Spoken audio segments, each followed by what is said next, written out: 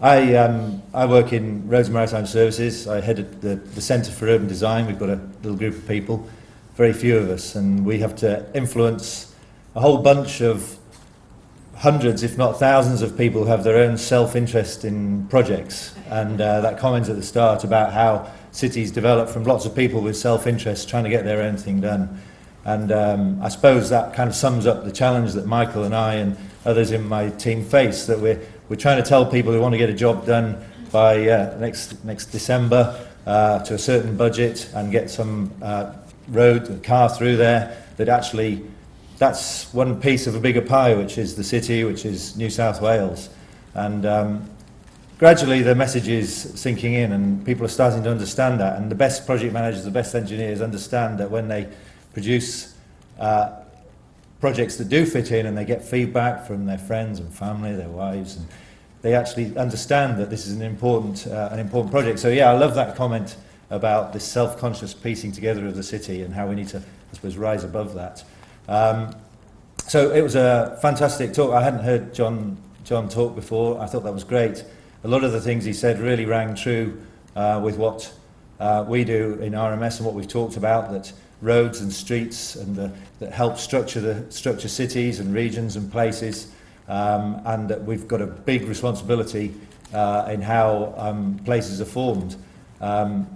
We've got a document called Beyond the Pavement, which we're about to republish and update and refresh, and it really talks about that idea, that responsibility that engineers and streets and roads and transport has on the city, and it talks about that. We've recently written a policy to help us with all our sort of traffic management stuff, traffic lights and speed limits and clearways and all that sort of thing, and they're going to be big issues in the future.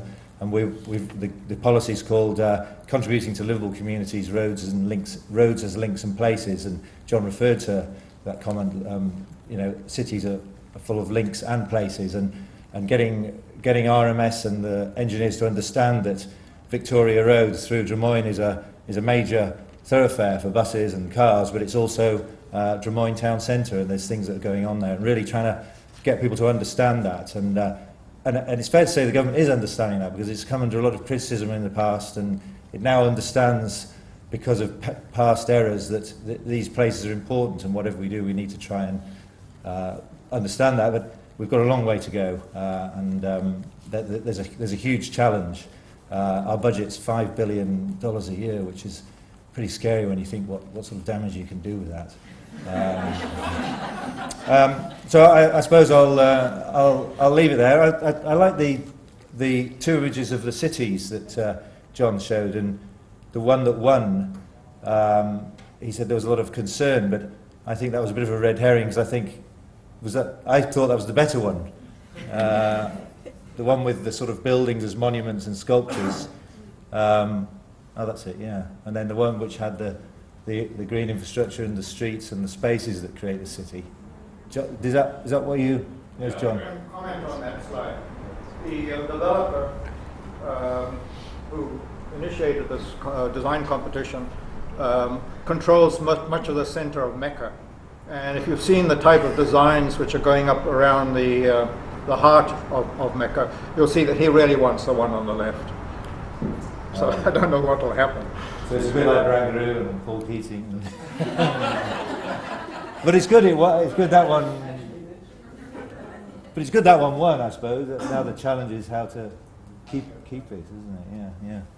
Yeah. Your last comment that urban design is about collaboration is very true for what we do.